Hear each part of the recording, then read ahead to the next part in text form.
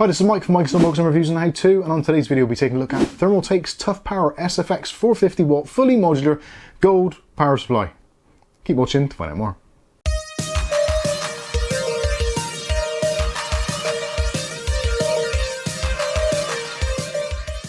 Okay, so in today's video we'll be taking a look at a teeny tiny power supply for teeny tiny builds, hence why it's a SFX build and probably why you've clicked on the video, because it says SFX in the title. For all you ITX builders out there that like building your tiny little PCs, you need a tiny little PSU, but not just any tiny little PSU, you want a decent one which is going to last and one which actually got a bit of a warranty on it as well, because they are quite an investment. So this today is the Thermaltake ToughPower SFX 450 fully modular gold rated power supply.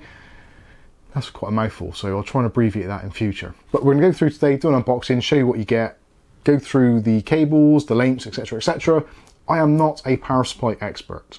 I will be completely upfront and honest about that. I'm not. I don't have the equipment to test it. All I can do is show you what you get and give you my opinions. Obviously, do please check around other reviews of this particular power supply and see what you think. From what I can tell at the moment, at its current price, which from scan.co.uk here in the United Kingdom, you can pick this up for about £75. Now, I know there's going to be quite a few of you out there which are used to buying regular ATX power supplies and thinking, wow, £75 for a 450W power supply. Have you been smoking something? No, I haven't. SFX power supplies are super expensive and they're getting more and more expensive as time goes on. If you look at other brands, they are more expensive. You may find the odd one or two which are slightly cheaper, but they may have a slightly different makeup of the actual components inside. So do bear that in mind. Don't just look at the wattage, look at the price, compare it to, and have some kind of heart failure. They are expensive, but you do get what you pay for. Anyway, with that said, let's go through and take a look at the packaging. We'll see what we get inside, and yeah, and you can make up your own damn minds. So starting off with the packaging, as you can see, this is basically the highlights on the front here. So you've got a 7-year warranty, which is excellent. A 7-year warranty, especially for a 450W power supply. I guess that's kind of included in the price somewhat, but yeah, anyway. 100% all Japanese capacitors. Now, for those who don't know, Japanese capacitors are normally regarded in the industry as being the best ones you can get, or at least considerably better than some of the other non-Japanese capacitors on the market. Now obviously, again, there are going to be various flavors of Japanese capacitors, so it isn't a kind of one size fits all, excuse the pun, but yeah, they're basically saying it's a good quality power supply, and that is essentially backed up. 7-year warranty. In 7 years time, if this power supply fails, you can send it back to just under 7 years, I guess. You can send it back to Thermaltake and obviously they'll replace it or whatever they can do to actually sort that out. So yeah, if you think of it as an investment, 75 quid, 7-year warranty, you're looking just over £11, £12 a year for a power supply. I think that's actually a pretty good price. Anyway, moving on. So you've got fully modular flat cables. Now that is great for two reasons. Now fully modular is great because obviously if you're a creative type and you're building an SFX rig and you want to go all to town with cabling and all that kind of stuff, like modded cables, color coded, etc., then you can totally do that because it is fully modular, so you can just replace all the cables that are included and choose your own thing.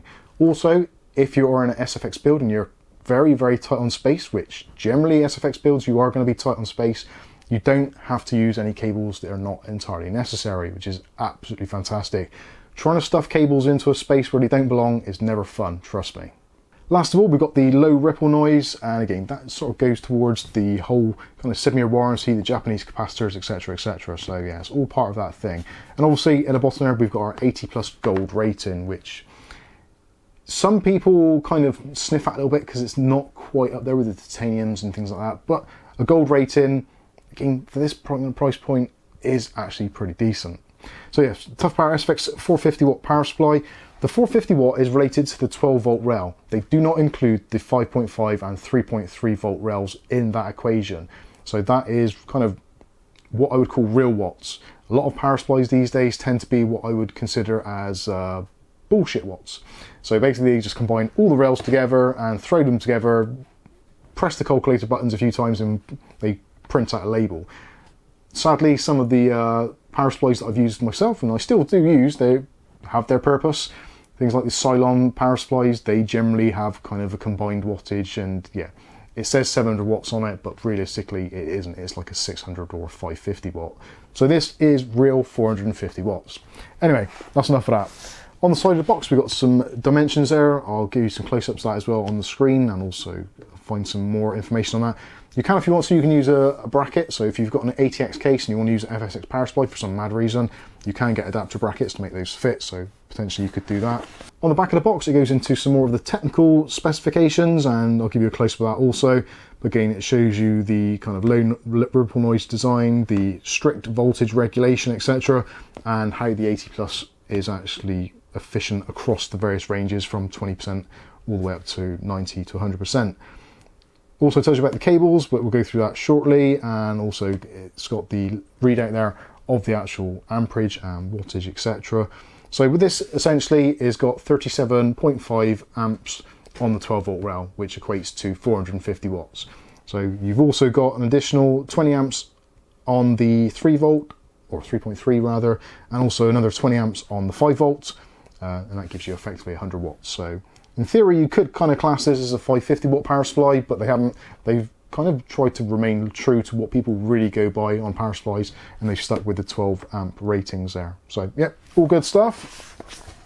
Let's take a look inside. Now this actually has been sent to me free of charge for review from Thermaltake themselves. It actually has been around a host of other reviewers as well, so this is possibly not going to look exactly as you're going to get it if you buy one, but it will give you a good idea of what you get anyway. So first of all, you get a power cable. Now this one actually is a European plug, so that is of actually no use to me whatsoever, so that can go. Obviously with those cables you can just chop the end off and put a plug on there if you want to, but if you buy one of these from Scan or wherever you buy it from, you will find it comes with the plug appropriate to your particular region. Next up, we've got the power supply itself, and this is just the cutest thing. It really is. It's absolutely tiny. Again, I'll put some dimensions on the screen. I did measure it earlier with my ruler, and you can see how small it is, but it does conform to the SFX specification, and yeah, it is absolutely tiny. It's a very, very cute power supply, but actually surprisingly heavy. The weight of it is the thing you put out and you think, wow, that's heavy for what it is. And normally a power supply, again, it's not really something which you'd measure the quality of a power supply on weight, but certainly when you do have a power supply which has got a little bit of weight to it, it does give you that sense of, yeah, there is actually something in here rather than a hamster spinning on a wheel. So looking at the power supply on this side, you've got the label on there with the 450 watts and 80 plus, etc. On this side, we've got all our connectivity, so you've got all your fully modular ports on there, fully laid out, tells you exactly what is what, so that's all well and good. Another sticker on that side. On the back, we've got obviously the power input there, which is multi-voltage, so usable in various different locations, 110 through to 240 volts. Ventilation on the back there to let the warm air escape, and also you've got a really nice power switch. Now I know that's a really daft thing to say, but it's little things like that, the quality of things like switches and components, etc., which give you that impression that it is actually a good quality device. It's not got something cheap on there. They've not kind of skimped and put some really crappy thing in there. So yeah, it's got a really nice click to it. Sorry, I am very sad. On this side, we've got the grill there, so obviously there is a fan in there as well. I'm not too sure what the size of the fan is there. I think it's a 92mm fan. I may have to measure that. If I'm wrong, I'll correct it on the screen. But it looks like a 92mm fan on there. On a Thermaltake zone.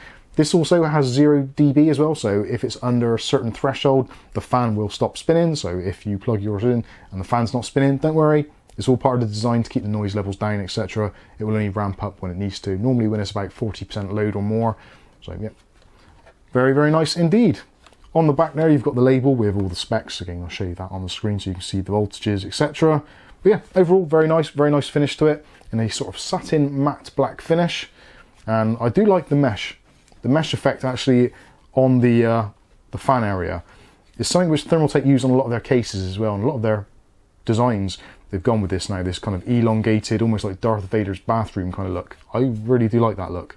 And also you've got the Thermaltake logo in the middle there as well. So if this is going to be on show somewhere, then you can see it. And it's a really nice little reflective logo.